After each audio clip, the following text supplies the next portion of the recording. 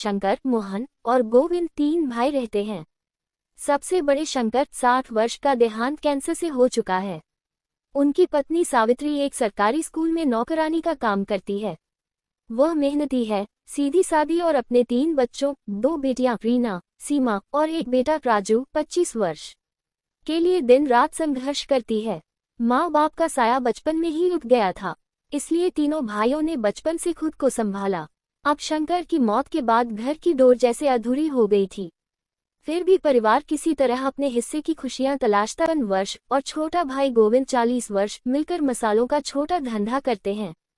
गोविंद मोहन गरम मसाला नाम से दोनों रोज साइकिल पर मसाले के पैकेट शहर में बेचने जाते हैं। भाई दोनों में बहुत लगाव है। खाना भी टिफिन से मंगवाते हैं क्योंकि घर पर समय नहीं मिलता।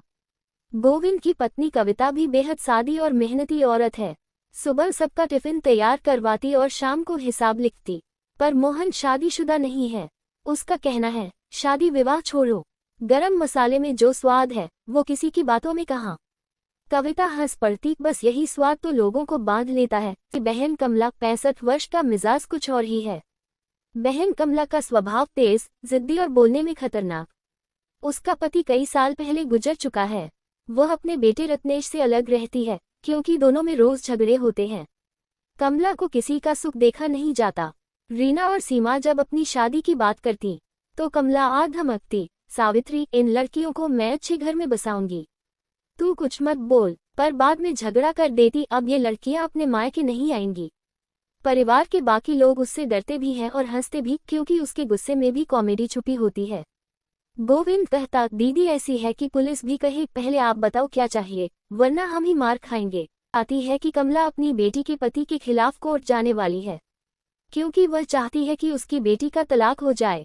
पूरा परिवार दंग रह जाता है। सावित्री कहती है, दीदी हर घर में झगड़े होते हैं पर रिश्ता मत तोड़ो। पर कमला बोली, जिस घर में इज्जत नहीं वहाँ रिश्ता क्यों रखें। इसी बीच राजू, शंकर का बेटा, अचानक घर पैसों का बड़ा लिफाफा लेकर आता है। उसने बताया कि उसने विदेश जाने का ऑफर ठुकरा दिया है ताकि वो घर के कारोबार को संभाल सके। यहीं से कहानी में भावनाएं उमड़ती हैं। सबको महसूस होता है कि यह परिवार टूटकर भी जुड़ा हुआ है। अंतिम भाग, मसालों वाला परिवार। कमला कोर्ट पहुंचती है, पर जैसे ही जज से बात शुरू करती है उसकी बेटी आंसुओं में कहती है, माँ पापा चले गए, अब तू भी मुझे छोड़ देगी। ये सुनते ही कमला टूट जाती है। कोर्टरूम में सन्नाटा छा जाता है। वो बाहर निकलकर सीधे गोविंद के मसाला दुकान पहुंचती है और कहती है, तेरे मसालों की खुशबू पूरे मोहल्ले में फैलती है, चल बस यही खुशबू परिवार में भी फैला दे। उस दिन के बाद से सब भाई बहन हफ्ते में एक बार साथ बैठकर खाना खाते हैं। सावित्री की मुस्कान लौट आती है और कहानी में एक आखिरी हास्य झलक। मोहन हंसते हुए कहता है, अब तो गरम मसाले में थोड़ा प्यार भी मिला दूं, स्वाद दुगुना हो जाएगा। अंततः हर घर में मसाले होते हैं, फर्क बस उन्हें मिलाने के ढंग में है।